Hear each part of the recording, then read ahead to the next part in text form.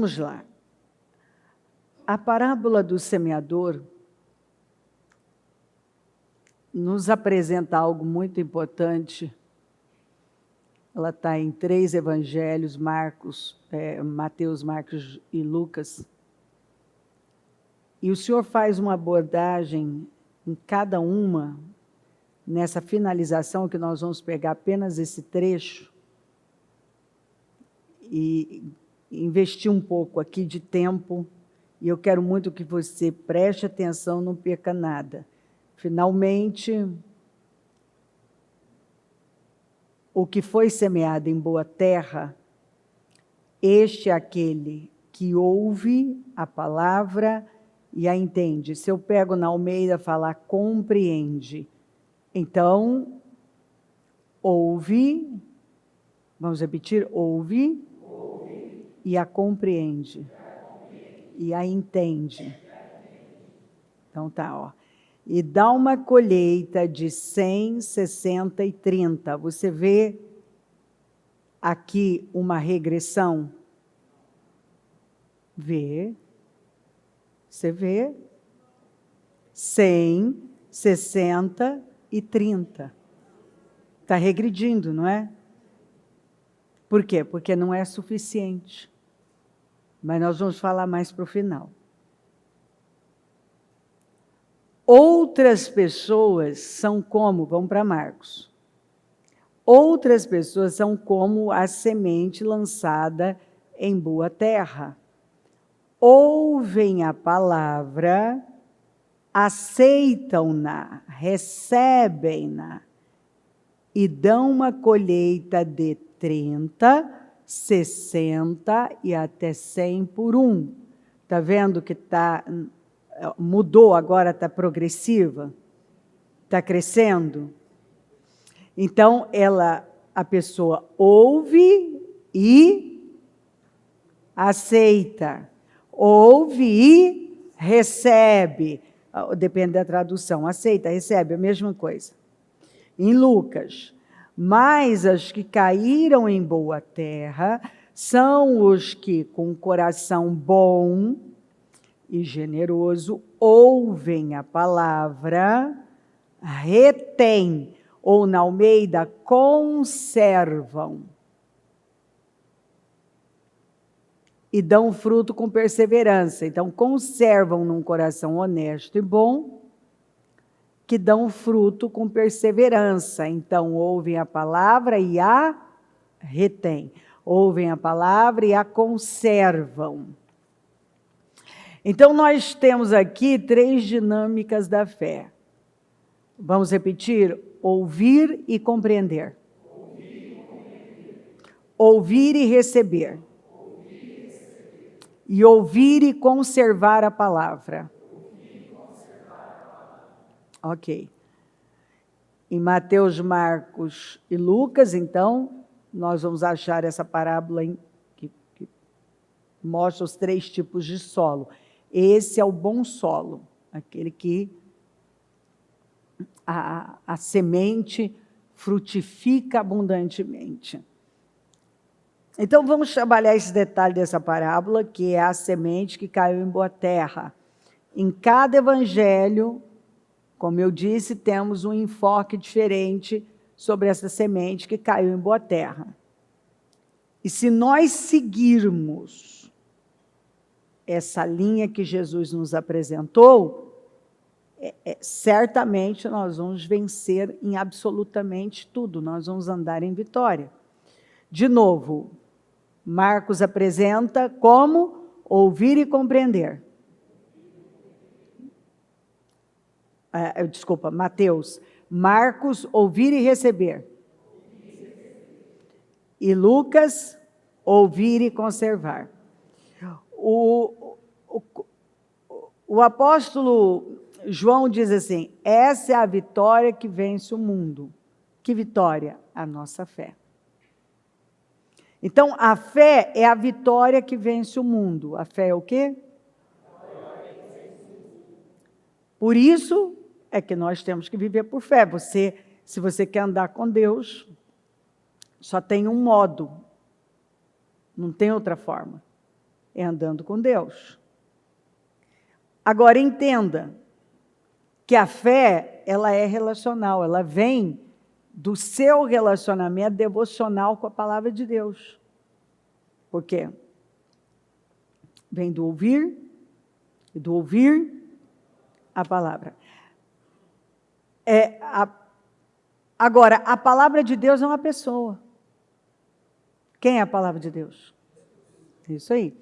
Como a Bíblia nos diz no Evangelho de João. O Verbo se fez carne, habitou entre nós e vimos a sua glória como a glória do unigênito do Pai, cheio de graça e de verdade. Então, o aspecto básico da fé ensinado por Jesus é desenvolver a audição espiritual. O que o Senhor trabalha para desenvolver? O que Jesus quer desenvolver em nós? Um bom relacionamento depende de ouvir mais e falar menos. Não é assim? Portanto, o trabalho inicial da fé é ouvir. A fé é um dom. E é o resultado de quando Deus fala com a gente. E quando Deus fala conosco, Ele está nos colocando na posição de criar em união, de co-criadores com Ele. Nós vamos criar junto com Ele, em conjunto com Ele. Porque Ele não vai fazer sozinho. Tem a parte que é dele, tem a parte que eu vou ter que fazer.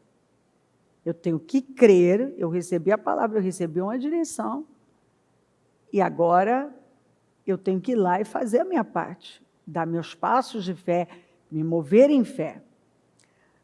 Primeiro ponto da parábola do semeador, ouvir e compreender, que a gente encontra em Mateus.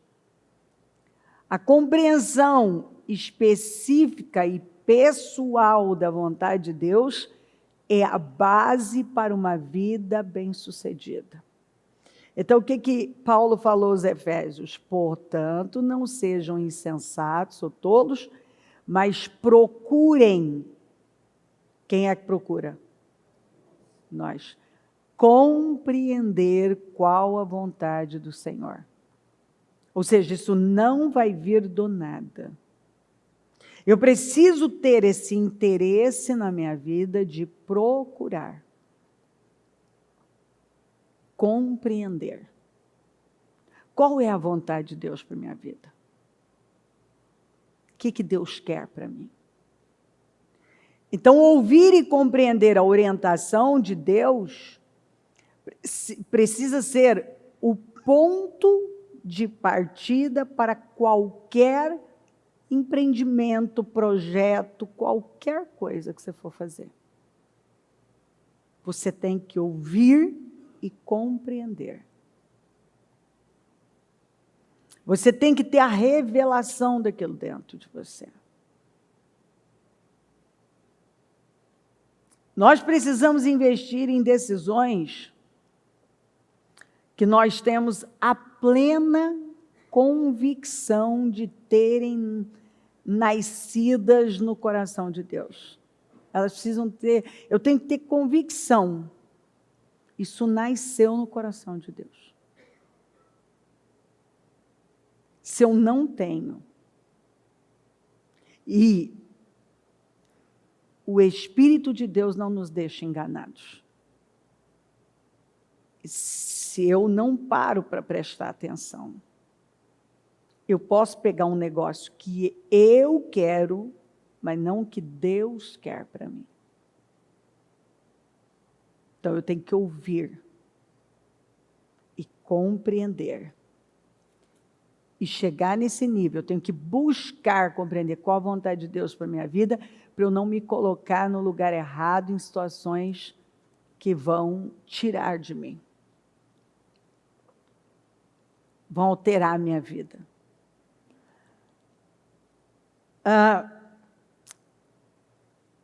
O que é nascido, eu falei isso esses dias, vou repetir, o que é nascido de Deus, o que é nascido do Espírito é Espírito. Mas o que é nascido na carne é carne, nunca vai virar Espírito. O que você fizer na carne, você tem que saber que isso não vira Espírito. Não, isso não vai. Agora Deus vai abraçar isso como, tudo bem, você errou, mas eu vou pegar. Não.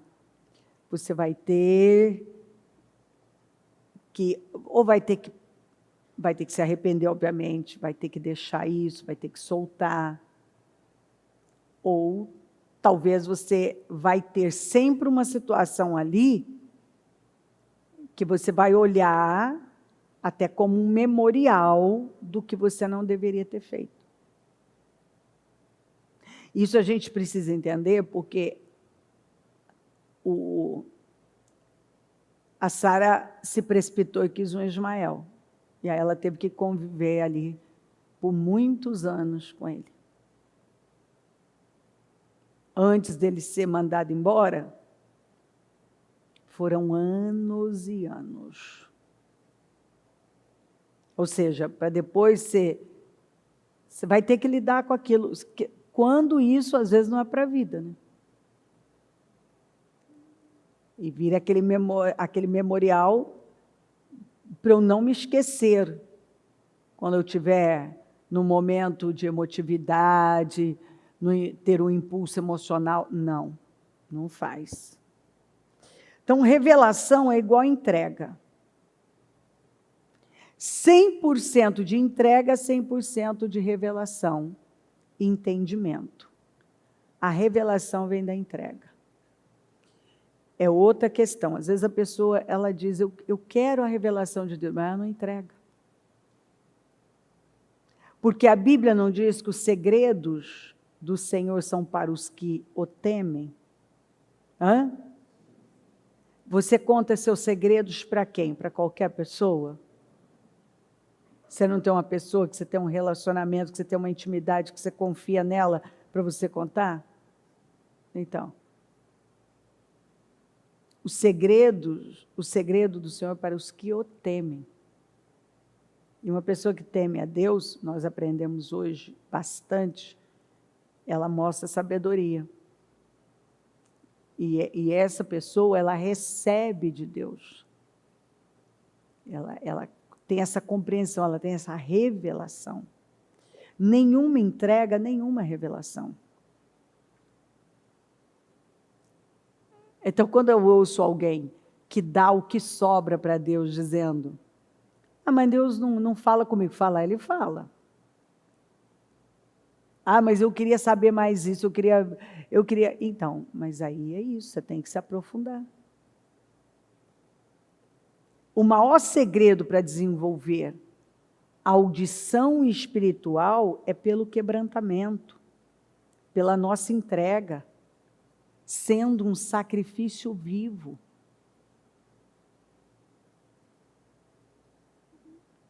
Eu me ofereço, como está em Romanos 12, em sacrifício vivo. Eu decido ir para o altar e sacrificar minha vida no altar.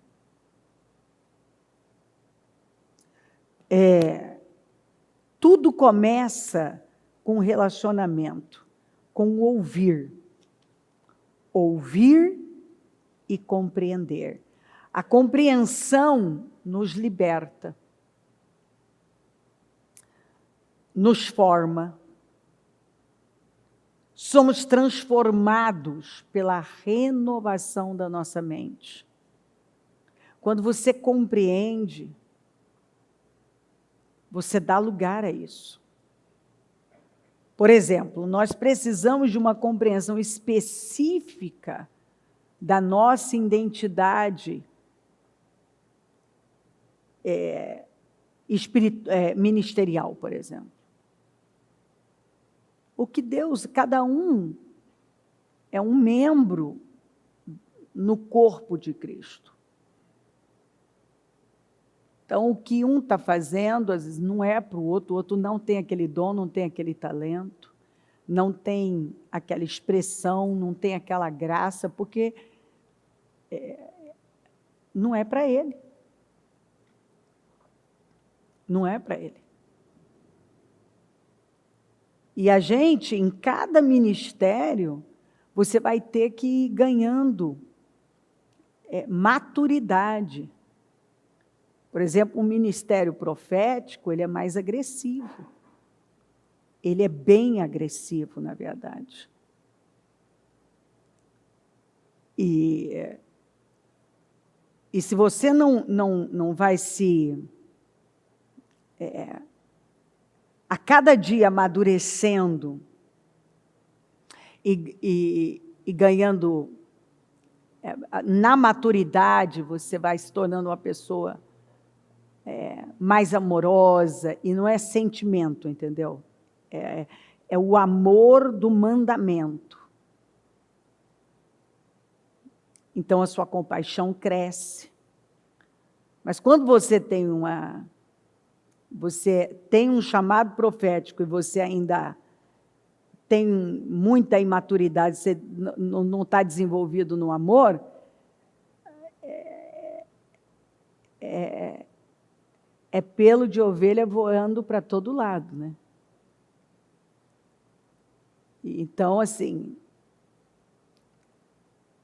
é igual uma pessoa que é evangelista, por exemplo. O evangelista, ele tende a ser mais raso.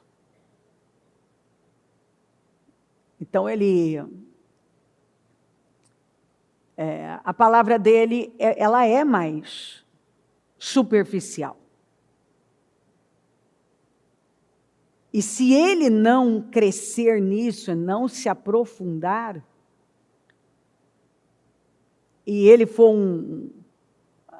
ele é o pastor da igreja, mas ele foi chamado para ser um evangelista, ele não desenvolve, não cresce, a igreja acaba virando uma rodoviária, né? Porque não tem pasto. Então a pessoa passa, mas vai embora, ela precisa de pasto. Mas ele até ganha. O rio dele é extenso, mas ele é raso. Ele não é profundo. E ele não consegue aprofundar. E é crescendo na palavra que você vai fazendo os ajustes, dia após dia. Porque, ainda que você tenha um chamado para atuar mais numa área, você, por amor a esse povo, você vai desenvolver. Você vai buscar de Deus essa graça.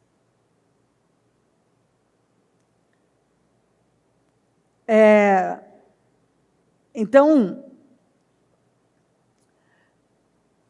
eu preciso compreender, ter a compreensão específica da nossa, você precisa, todos nós, a cada dia, né, da nossa identidade ministerial, não é o que você vai fazer ministerialmente, mas quem você é ministerialmente, qual é o seu chamado. Quem você é ministerialmente.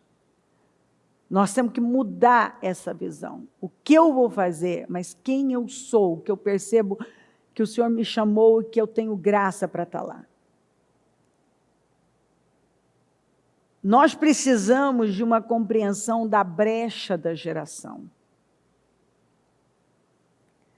Daquela necessidade específica que nós temos de suprir a nossa geração.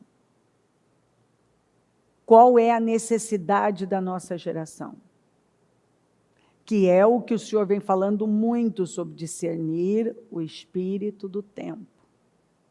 Eu falei um pouco hoje sobre chave, os 3 Cs, né? Ciclo, círculo, circuito, o que isso significa. nós precisamos saber qual é a brecha. Eu não posso ficar parada no tempo. Eu tenho que atuar de acordo com a brecha desse momento. Lembra que Deus procurou uma brecha para evitar alguém que se colocasse na brecha, para evitar o exílio? E não tinha ninguém. Então, assim, qual é a necessidade desse momento? Eu não posso olhar para o meu umbigo. Eu preciso atuar onde Deus está me chamando. Eu preciso dar uma resposta. Nós precisamos compreender também o momento profético em que nós estamos vivendo. Para onde Deus está nos mandando? Bom, nós temos o livro de Josué mostrando para nós o que é que ele está falando. E aí a pergunta, eu estou me alinhando, eu estou em conformidade com esse momento profético? Ou estou achando que tudo vai acontecer do nada?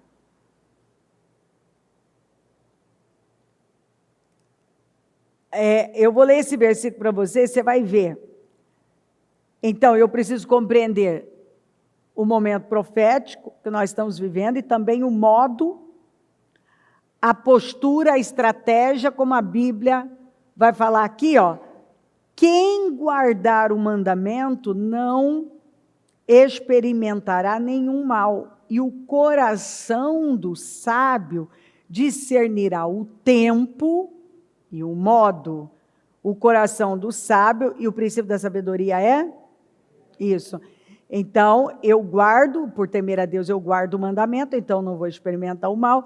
E o coração do sábio discernirá o tempo e o modo. Você vê aqui, ó, quem obedece às suas ordens não sofrerá mal algum, pois o coração do sábio saberá a hora e a maneira certa de agir. Então, você observa aqui, ó. O tempo vem primeiro e o modo vem depois. Eu preciso saber qual é o tempo que eu estou, a hora em que eu estou, qual é o momento que eu estou vivendo na história. E agora, então, o modo que eu vou agir. Tempo, depois o modo. Tempo, o modo. Qual é o meu momento, o tempo da minha vida? É um tempo, aí vamos abrir, ó, para muita coisa. Isso aí dá assunto.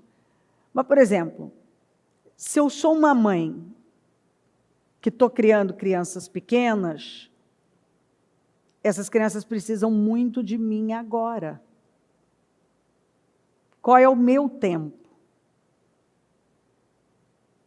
Se eu fiz muitas dívidas e eu tenho que pagar essas dívidas, qual é o meu tempo? Às vezes tem alguém que já viveu, está no outro tempo, já pagou dívidas, está agora, ele está desfrutando, ele está viajando, ele está comprando, ele está vivendo outra coisa, mas é o tempo dele. Eu estou no meu tempo, então, agora, pagar dívida, arrumar a vida, limpar o nome e tal. E agora, então, vou buscar de Deus a estratégia, o modo para poder me alinhar com esse tempo. Aí, o tempo que eu estou vendo, o espírito do tempo. Nós vivemos uma guerra terrível cultural, com ideologias nefastas, onde nós vemos o espírito demoníaco atuando e atacando, assim, de uma forma muito agressiva as famílias, as crianças começam a ouvir vozes, coisas começam a surgir na mente delas do nada. Então, há uma busca uma luta grande para destruir radicalmente com os costumes, com os princípios de Deus, para destruir com tudo que Deus, historicamente, o Senhor... mandamentos, ensinos milenares, eles querem destruir. Então, assim, eu não posso simplesmente ficar no mesmo lugar que eu sempre fiquei. Eu preciso ter uma reação muito mais forte, eu preciso acompanhar muito mais de perto os meus filhos, eu preciso investir muito mais energia e orações nessa família.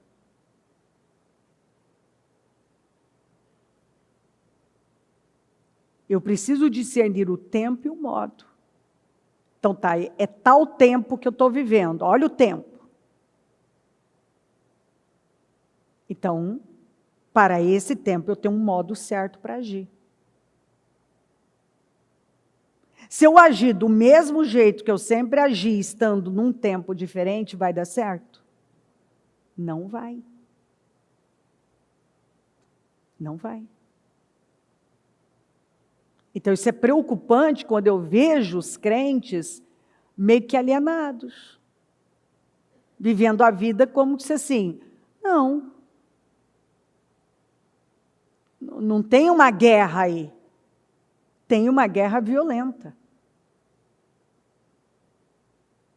O espírito do tempo exige de nós uma postura mais forte,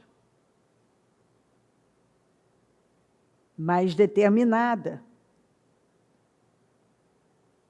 Porque o que nós vemos é uma luta para tirar radicalmente Deus da nossa vida, de tudo, dos nossos filhos,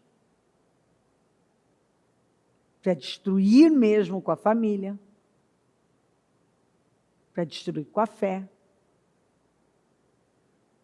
para as pessoas não terem identidade, elas não sabem quem elas são, nem o gênero delas.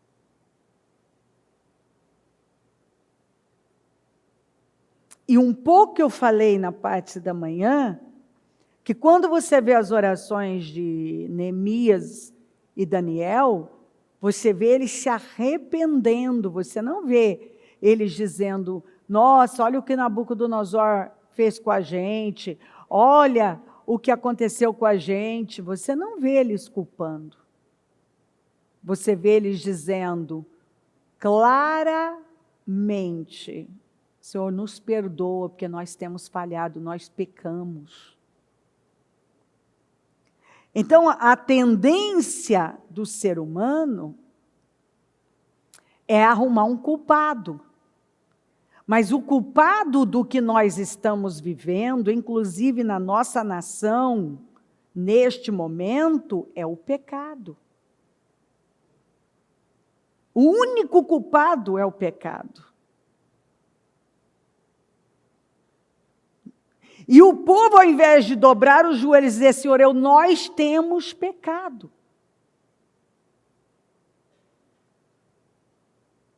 E nós nos arrependemos.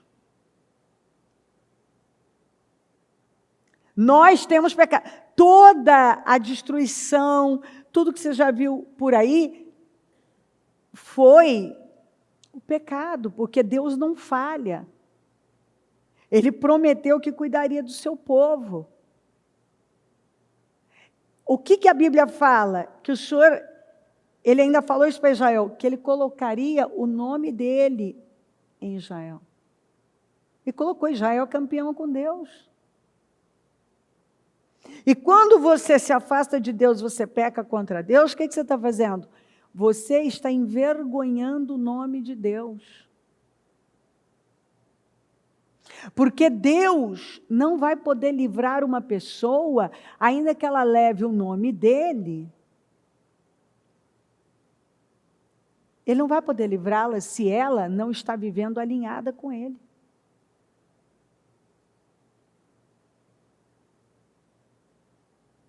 Então, muitas pessoas estão reclamando dos seus resultados, mas olha onde os seus caminhos os levaram. Não ouviram, não compreenderam, não receberam, não deram frutos com perseverança.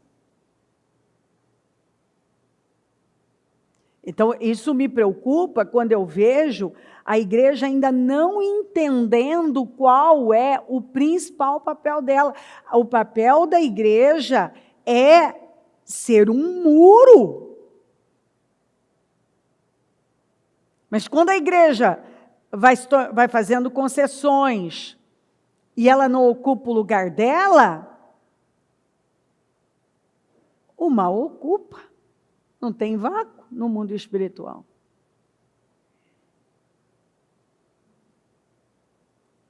Então você vai ver Neemias orar assim, Daniel orar assim, você vai ver os dois orando e se arrependendo. Leia as orações deles. Ninguém culpou Nabucodonosor ou qualquer outro líder, eles culparam quem? O pecado. Porque o que Paulo fala? Nossa luta não é contra a carne nem sangue, é contra as potestades. Então, quando a igreja vive relaxada, não se preocupa, não teme, tem tantos divórcios dentro da igreja, as pessoas estão se divorciando tanto quanto lá fora. Os filhos, elas estão criando ao modo do mundo, com base em telas, não investem na criação, não estão ali ensinando, depositando a palavra. Elas estão, muitos não generalizando, estão criando os filhos do mesmo jeito que todo mundo cria. Aí perguntam, por que está essa devassa? Tantas coisas acontecendo. Aí nós queremos arrumar, é o fulano e tal. Escutem, todo o tempo, o diabo usou alguém. Mas olha aí, me conta a história. Os inimigos do povo de Deus prevaleceram? Estão vivos aí? Onde é que estão?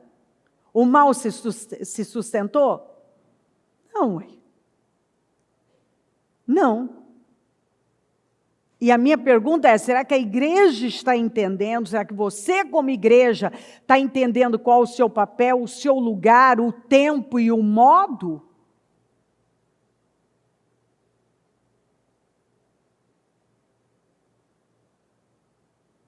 Operando Deus, ninguém pode impedir. Se Deus não agir, e como que Ele vai agir?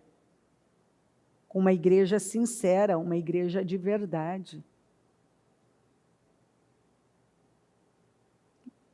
Uma igreja que acredita, que teme.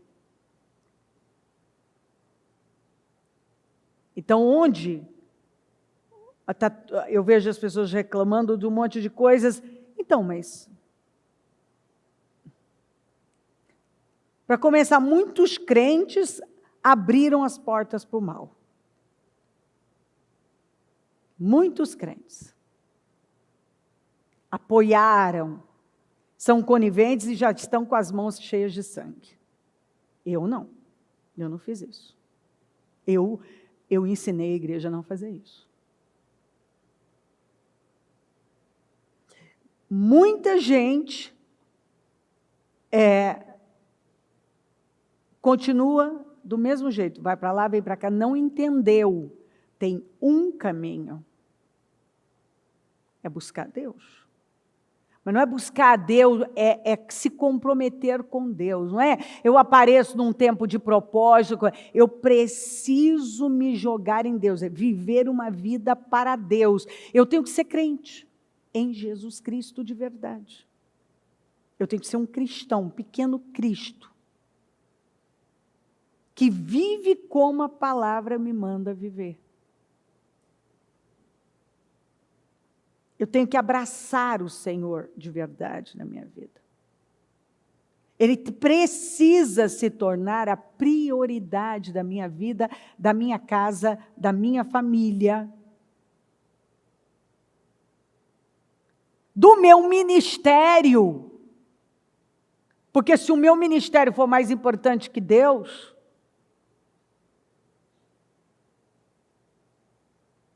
Deus vem em primeiro lugar. E eu me pergunto se alguns entendem realmente o que significa ter Deus como a prioridade da vida. Mas essa parábola ensina. Então, o tempo e o modo. A estratégia vem após você discernir o tempo, o momento em que está vivendo. São compreensões fundamentais. Então, aqui nós entendemos o porquê de tantos esforços e investimentos simplesmente resultarem em nada. Por quê? Porque a pessoa não sabe qual o tempo, consequentemente não sabe qual o modo. A pessoa não se preocupa em ouvir e buscar compreender. Muitos praticam a insensatez de não compreender a vontade de Deus. E eu preciso busquem compreender, procurem compreender qual a vontade de Deus. Sem esse alicerce, nós edificamos a casa na areia. Tempo e modo, ouvir e compreender. Ouvir e compreender, tempo e modo. O que eu falei? Precisamos lançar as redes sobre a palavra de Deus. Assim nós vamos ter uma pesca maravilhosa. Pedro falou o quê? Pedro falou sobre a tua palavra. Ele lançou as redes sobre a tua palavra. Ele lançou as redes sobre a palavra de Deus. O Pedro não lançou as redes do nada. Ele teve uma palavra. Foi sobre a palavra, sobre a tua palavra. Eu pesquei a noite inteira, eu estou cansado, mas porque o Senhor está falando, então sobre a tua palavra eu vou lançar a rede. Eu lanço a rede sobre a palavra de Deus. Eu tenho uma palavra de Deus. Eu não lanço a rede porque eu tive um sentimento que alguém falou algo para mim. Eu tenho que ter uma palavra de Deus. Então, por que tem gente que não tem resultado, não tem crescimento? Porque ele não faz sobre a palavra. Vamos entender um pouquinho sobre o ministério do profeta Daniel. No primeiro ano do seu reinado, eu, Daniel, compreendi pelas Escrituras, conforme a palavra do Senhor dada ao profeta Jeremias, que a desolação de Jerusalém iria durar 70 anos. Por isso me voltei para o Senhor Deus com orações e súplicas em jejum, em pano de saco e coberto de cinza. Na Almeida fala, eu, Daniel, entendi. Eu, Daniel, entendi. Por onde que ele entendeu? Pela palavra, pelas Escrituras. O que ele entendeu? Ele entendeu que o tempo do exílio tinha acabado. Ele entendeu que já ele estava num outro tempo, então tinha um outro modo. E ele foi um grande influenciador para mostrar isso a Ciro. E lembra que Ciro, então, não só libertou, como financiou o retorno. Mas, ele teve que buscar nas Escrituras e entender. Então, ele foi para as Escrituras para entender, compreender. Quando ele compreendeu o tempo, ele então agora teve o discernimento do modo, obviamente. No capítulo seguinte vem a resposta de Deus. E ele prosseguiu, não tenha medo, Daniel. Desde o primeiro dia em que você decidiu buscar entendimento, e humilhar-se diante do seu Deus, suas palavras foram ouvidas, e eu vim em resposta a elas. Então, em aplicar, desde o primeiro dia, então me disse, não temas, Daniel, porque desde o primeiro dia em que aplicaste o teu coração a compreender e a humilhar-te, ele buscou a Deus. Ele compreendeu, ele buscou compreender, ele se humilhou. E ele fez descobertas importantíssimas. O que aconteceu aqui? Daniel simplesmente mudou o rumo da história humana. Quando ele compreendeu, entendeu pelas Escrituras, quem é que vai nos nortear? As Escrituras, que já era tempo de acabar o cativeiro, as assolações de Jerusalém. Quando ele viu isso, quando ele compreendeu, ele imediatamente se moveu conforme aquele tempo. E ele teve favor, obviamente, todo mundo. O segundo ponto agora, vamos para a parte de Marcos que Jesus falou, que é ouvir e receber.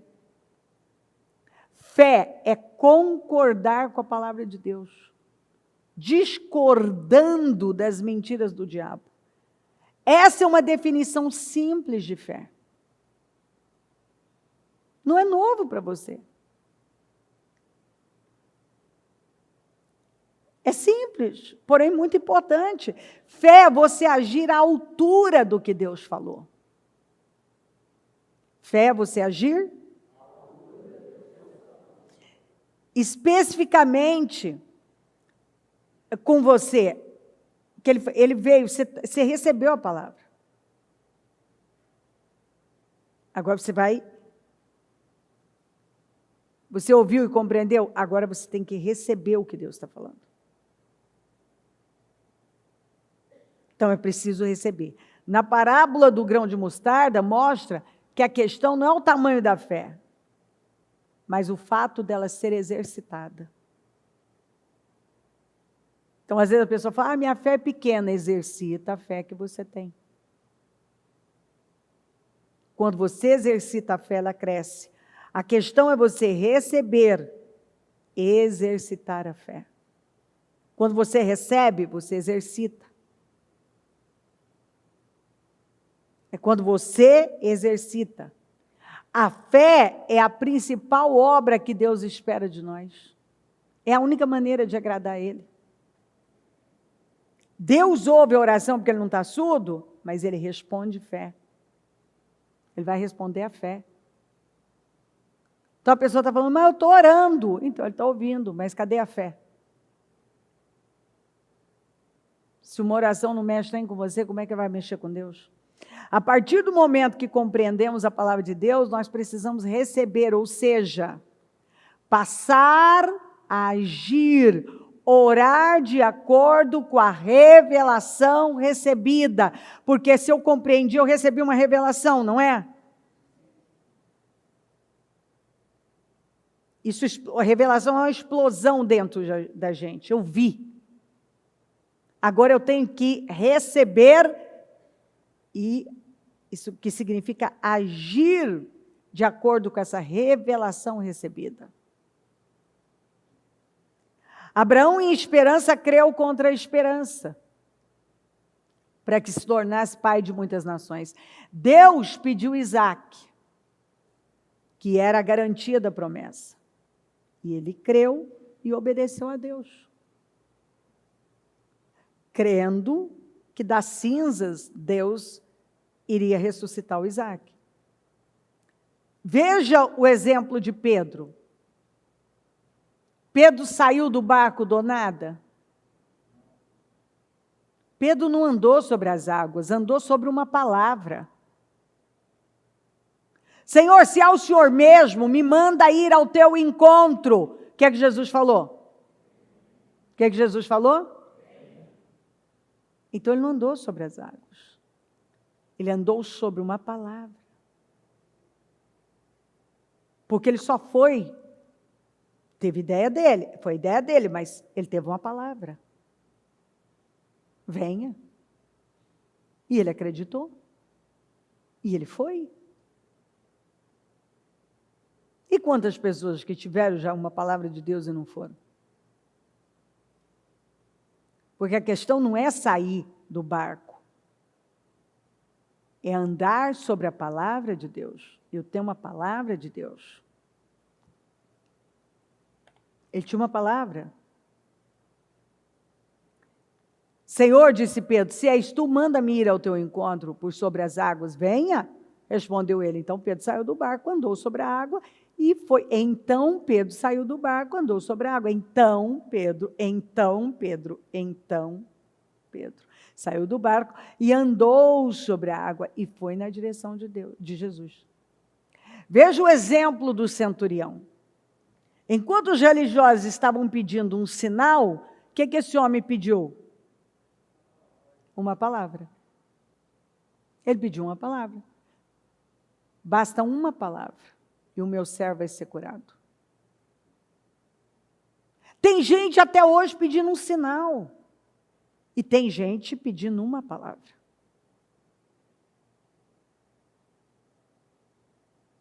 Basta uma palavra. E o meu servo ficará curado. Esse homem não pediu um sinal, ele pediu uma palavra. Jesus disse que não achou tamanha fé em todo Israel. Ouvir e receber. Ouvir e receber. Primeiro eu preciso ouvir e compreender. Tem que entrar de forma revelada. E então eu tenho que ouvir e receber, eu tenho que agir conforme.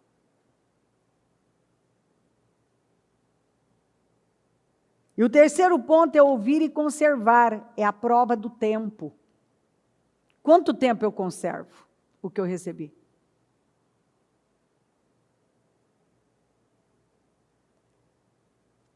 Vocês precisam perseverar de modo que quando tiverem feito a vontade de Deus, o quê?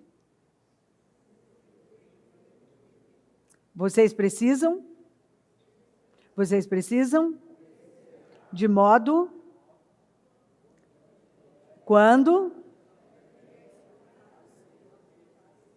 recebam o que ele prometeu. Quando Deus nos dá uma promessa, Ele está nos encorajando a passar por um processo que nós não estaríamos dispostos ou animados a passar se não fosse pela promessa. A questão maior não é o valor em si do objeto da promessa, mas a transformação que o Espírito Santo está realizando em nós nesse processo. Eu tinha um filho doente, fui buscar pelo Senhor.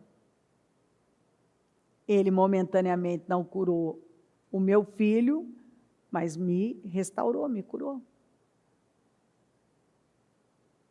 E ele foi trabalhando na minha vida até que eu dei a prova perseverando e ele me deu a resposta que eu queria. E nesse processo ele estava me mudando, que é o objetivo dele. Mais do que cumprir com algo, ele quer transformar a minha vida. Ele quer mudar o meu caráter. Ele me quer alinhada com Ele, vivendo como uma pessoa salva. Assim, nós crescemos em confiança, desenvolvemos caráter, credibilidade, ou seja, nós mudamos. A influência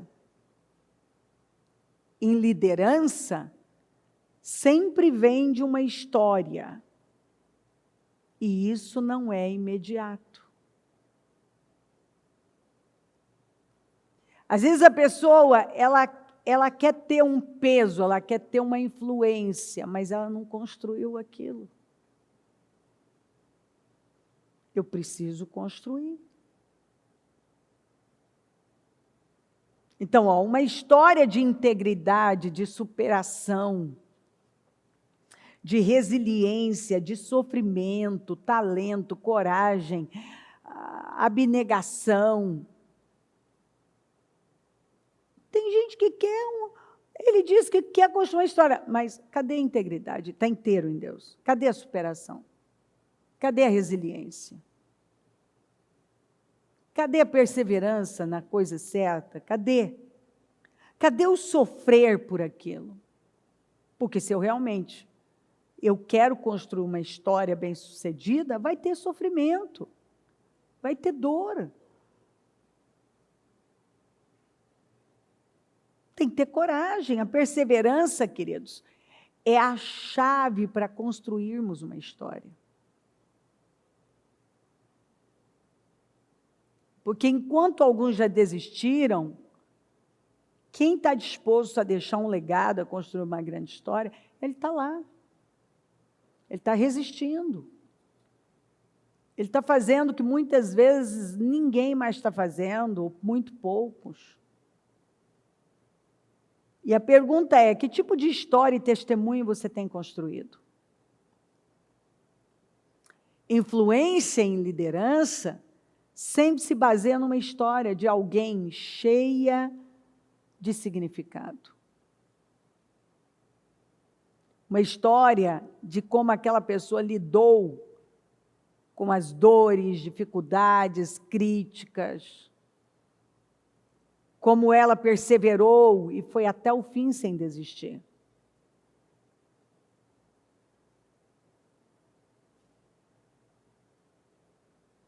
Veja o exemplo de Davi. Ele foi ungido por Samuel, recebeu a palavra que seria rei, mas continuou pastoreando no deserto, anonimamente. Ele matou o leão, ele matou o urso para defender o rebanho. E mais tarde ele enfrentou o violento e considerado invencível Golias. Depois ele continuou sendo perseguido por Saul, uma liderança doente, por muitos anos sem se rebelar. Teve oportunidade de matá-lo 2 vezes, se livrar daquilo, e não fez por temor a Deus, por entender o tempo que ele estava vivendo e o modo. Gente, esse negócio de você entender o tempo e o modo é tão importante que quando Davi cometeu aquele erro brutal, e agora vem a rebelião do Absalão, e ele está saindo de Jerusalém, e vem Simei jogando pedras e amaldiçoando ele, e o soldado que cuidava da guarda dele falou, vou cortar a cabeça desse sujeito, e Davi fala, não, é o Senhor que tem permitido isso. Você sabe que quando eu leio uma palavra dessa, eu penso assim, não é Davi, né? É um cara incrível. Ele não enxergou o Simei, ele enxergou ser um instrumento que deu lugar àquilo, e Deus permitiu para ele receber, era o que ele havia plantado. Era o momento que ele estava vivendo. Ele plantou para chegar naquela situação. Ou seja, aquilo não estava acontecendo do nada. Escolhas foram feitas. Situações, ele ignorou os sinais, todos os sinais. A Bíblia fala que ele sabia quem era Betseba, ele sabia quem era o marido dela, quem era a família dela, inclusive que ela estava se lavando, se purificando pós o seu período menstrual, que significava que ela estava no período fértil. Então, assim, ele viu o tempo, ele sabia, ele ignorou o tempo, ele ignorou os sinais, ele ignorou as informações, ele ignorou tudo. A gente ama Davi, nós não temos problema nenhum de bater no Saul, mas no Davi a gente às vezes quer ser mais ameno. Mas essa é a verdade. Então, por a gente gostar, a gente sempre quer aliviar para o Davi, mas a verdade é que Deus não aliviou para Davi. Não aliviou. O que ele plantou, ele colheu. Então, quando você ignora tudo, significa que ele não estava atento, Ele não ouviu, ele não prestou atenção naquele momento. Ele estava na carne. Então, mas ele pagou o preço. E ele foi o homem segundo o coração de Deus. Ele conservou a palavra, porque nunca, quando a gente fala que Davi os pecados dele não foram do coração, é porque nunca Davi cometeu o mesmo erro 2 vezes. Nunca teve uma segunda Betseba na vida dele. Bom, voltando então do Davi, passando por aquele processo, com Saul, ele conservou a palavra, perseverou com paciência e chegou a vivê-la. A nossa liderança, o nosso sucesso, começa na nossa história. Deus só pode construir a pessoa e o líder que seremos através da história que nós estamos escrevendo com nossas escolhas e decisões no dia a dia.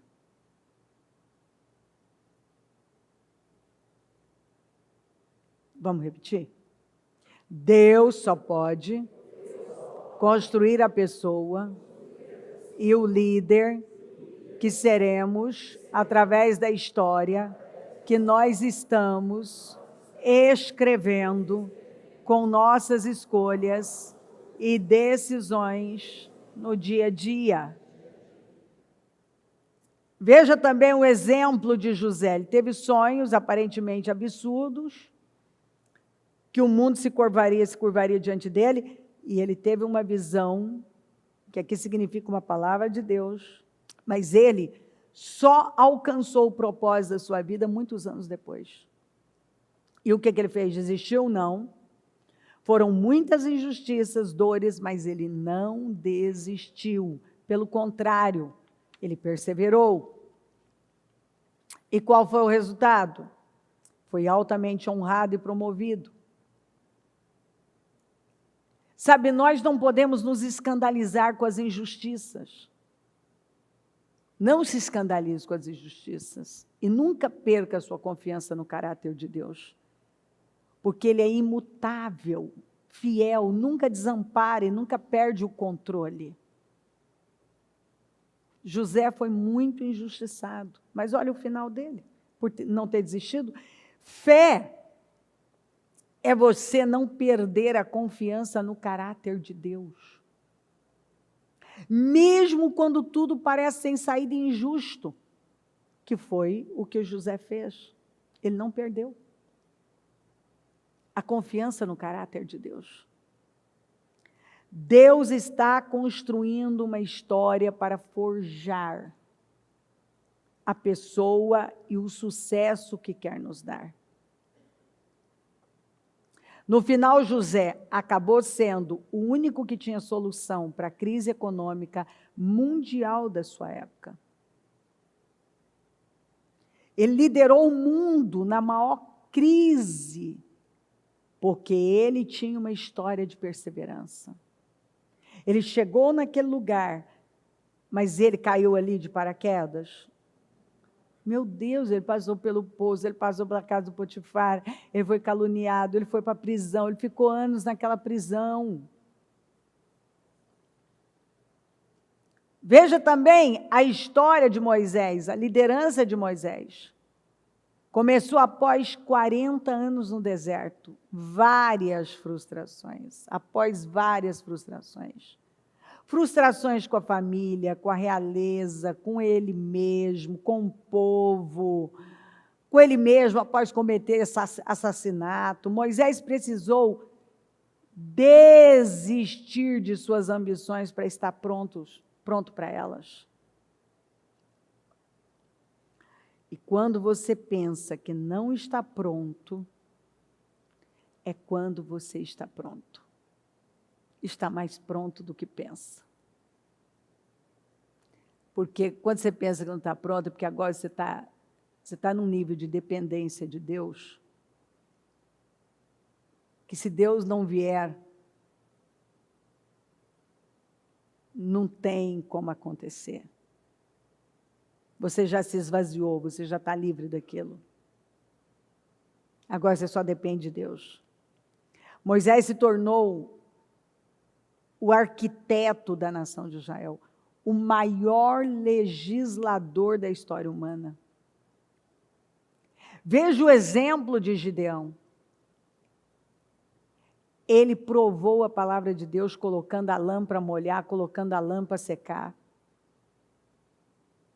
Depois, a palavra do Senhor o provou, reduzindo o exército. Lembra, tem muita gente, diminua. E ele foi ficando com a palavra, foi ficando com a palavra. Ele conservou a palavra. E na sua perseverança, ele trouxe à luz uma vitória sobrenatural para a nação de Israel. Então, queridos, nós precisamos basicamente de duas atitudes para alcançar aqui, de acordo com Jesus no livro de Lucas, no Evangelho de Lucas, alcançar as promessas de Deus, fé e perseverança. O que eu disse? Quando falamos de perseverança, estamos nos referindo ao fato de que seremos fortemente testados e transformados pelas palavras que ouvimos e recebemos. A palavra vai vir e você vai ser testado. E quando você passa no teste obedecendo, passa no teste perseverando, passa no teste resistindo, é quando você chega lá. O grande fator da prova aqui é o tempo.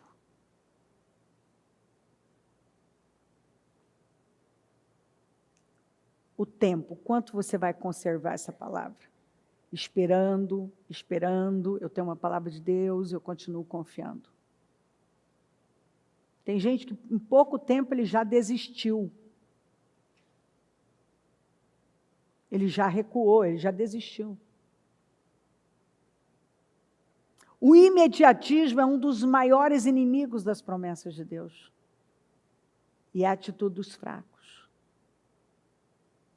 A perseverança, como eu li para você, ela exige um coração honesto e bom. Quanto mais perseveramos, mais nosso coração se torna assim. Quanto mais você persevera, mais seu coração se torna assim. Honesto e bom, de acordo com o que nós lemos. Jesus falou. Falta de perseverança acusa um coração fraco e desonesto. Uma pessoa que não persevera na palavra, ela é fraca. E ela não é honesta, ela não é fiel a Deus. Perseverança gera caráter, e caráter gera perseverança. O que eu disse?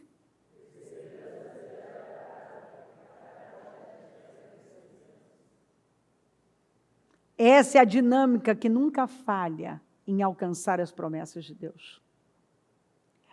A frutificação se torna multiplicativa e contínua. É isso que Jesus estava dizendo, se você perseverar na palavra, você dará fruto com perseverança. Se você perseverar na palavra, você dará fruto com perseverança. Quando nós ouvimos e compreendemos a palavra, nós produzimos 100, 60, 30 por 1. Então, vemos aqui o quê? Uma regressão na produtividade. A pessoa pode até ter começado bem, produziu muito, mas vai cair, que é o que a gente vê. O sujeito até começa bem, mas ele não consegue manter, porque não é o suficiente. É onde ele começa a descer. E a pessoa não entende, mas por que eu estava lá e começou a descer? Porque não é suficiente, quer dizer que apenas ouvir e compreender não é suficiente para uma produtividade crescente e contínua. Ou seja, não podemos parar nesse primeiro passo.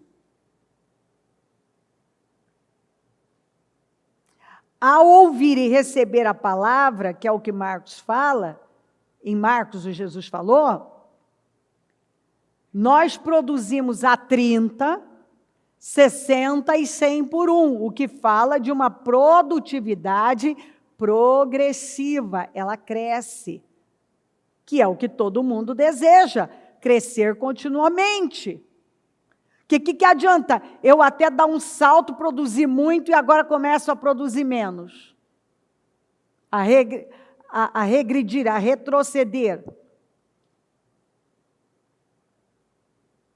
Mas quando eu ultrapasso o primeiro passo, ouvir e compreender, ouvir e receber, eu estou agindo conforme essa palavra está me ensinando.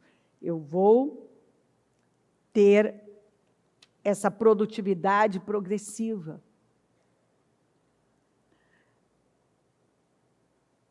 O que quer dizer? É importante ressaltar uma matemática simples aqui, ó. 30 por 1 representa exatamente 3.000%. 60 por 1, 6.000%. 100 por 1, 10.000%. Ou seja, Deus é um Deus de abundância. O seu reino é um reino de favor.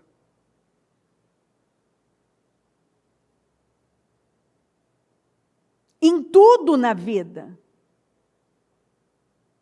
Eu vou crescer em fé, à medida que eu vou crescendo na fé, com base na palavra, tudo na minha vida, entendimento, conhecimento, sabedoria, a paz da minha casa, minha vida financeira, tudo.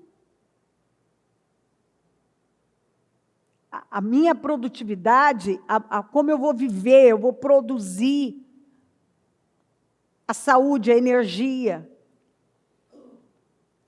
E quando nós ouvimos e conservamos a palavra, o que Jesus falou em Lucas, fala, nós produzimos de acordo com uma matemática espiritual infinita, que é o terceiro passo. Ou seja, com perseverança, o crescimento não cessa, é infinito. Você está crescendo em Deus, então sua vida está crescendo. Não há limites para o que a palavra de Deus pode fazer em nós e através de nós, quando nós a conservamos, deixando que ela nos prove e transforme. Prove e transforme, que ela vai provar. Tem palavra que você recebe, não é fácil você se submeter.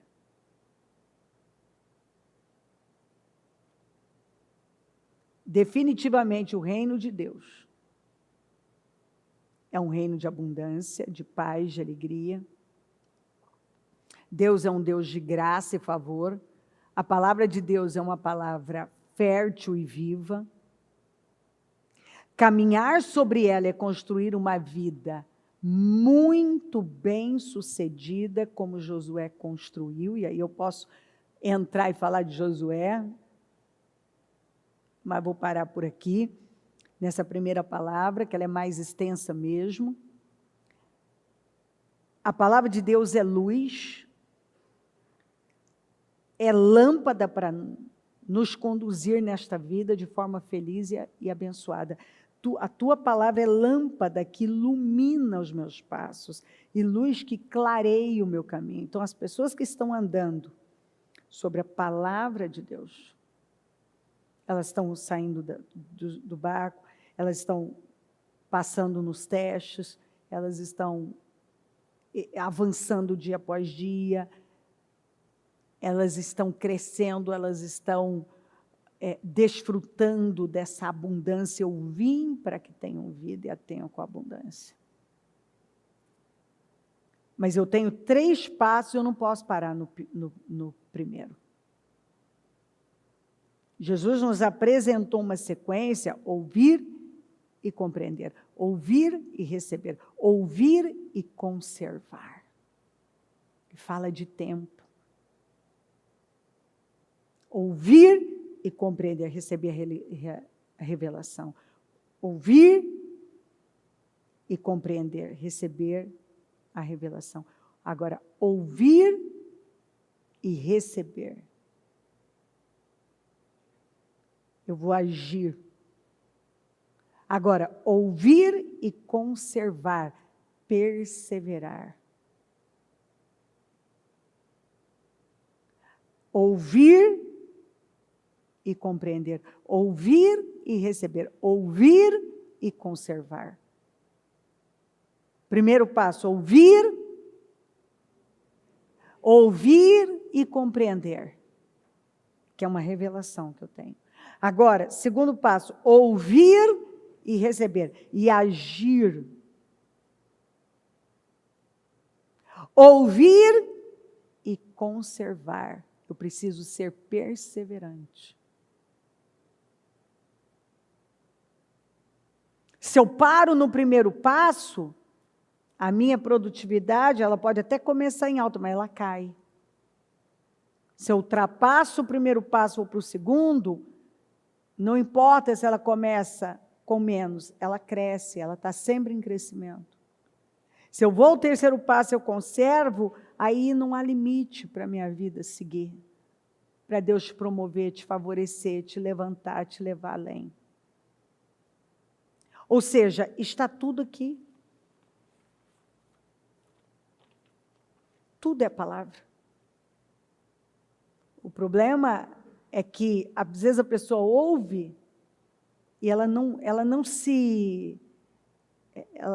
tem a preocupação de colocar isso dentro dela, em acompanhar, em entender, em destrinchar isso, deixar isso tomar conta dela, evoluir no Senhor. Ela está procurando muitas coisas. É isso que às vezes eu paro e penso, eu vejo gente caçando, sabe? Fica caçando, atrás de alguma coisa para ouvir. Querido, se você não vencer com base na palavra, que daí o Senhor está falando uma vida plena, uma vida total, não é uma vida do ímpio, que para o ímpio é tudo essa coisa rasa. Se ele tem dinheiro para fazer não sei o quê, é só isso que ele tem. Nós estamos falando de uma vida plena e eterna. Nós não estamos construindo só para esta vida, obviamente, é para a eternidade. Nós somos cidadãos do céu. Nós estamos aqui, mas somos peregrinos de coração. No coração, o que o salmista disse, né? No coração, nós sabemos aqui, eu estou aqui, mas eu não sou daqui. Eu vivo debaixo de leis mais elevadas. A minha constituição é do céu.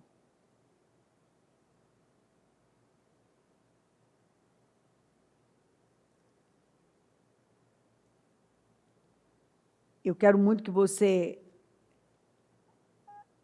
hoje, desde a primeira palavra até agora, do início do culto da manhã até agora, Deus está mostrando para nós,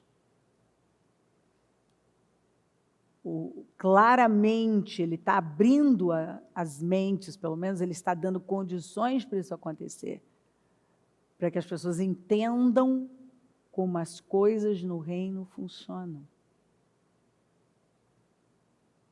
Como é que as coisas funcionam? Porque aí eu tô reclamando de um resultado, mas eu quero uma porta aberta para mim. Mas as chaves estão nas mãos do Senhor, e Ele disse que Ele nos entregou as chaves do reino dos céus.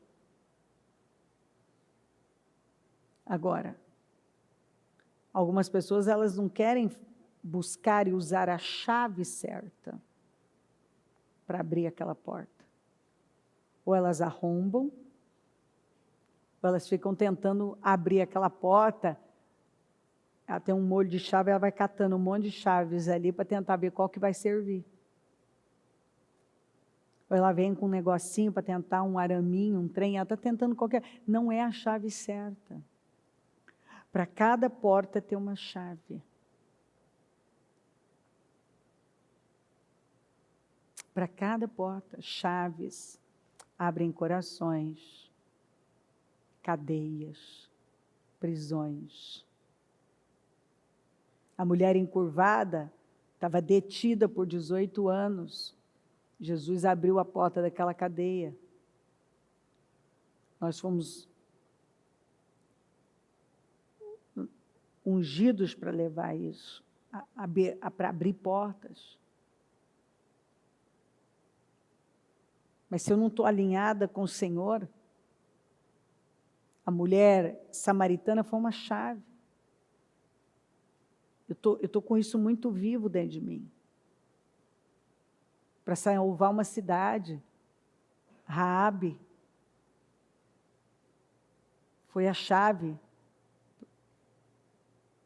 para Israel entrar naquela fortaleza e tantas coisas aconteceram. Eu preciso usar a chave certa. A palavra é a chave, e qual a palavra que Ele está me dando, que Ele está me direcionando, que vai abrir para onde Ele me quer, ó, tempo e modo.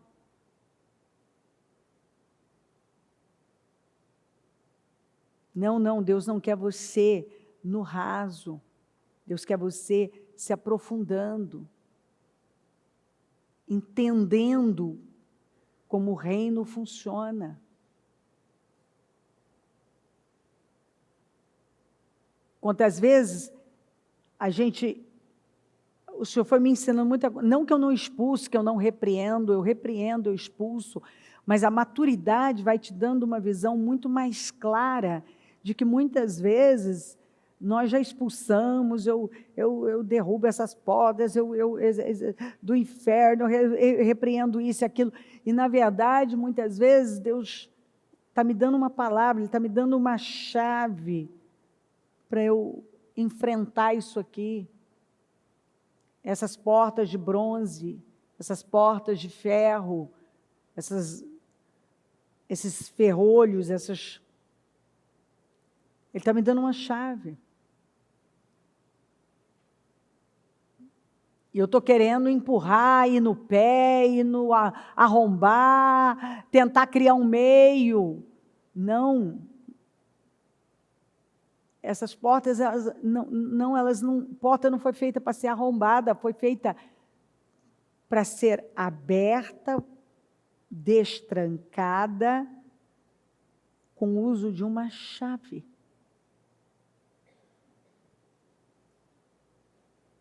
Uma senha, não sei, mas é uma chave que vai abrir aquela porta.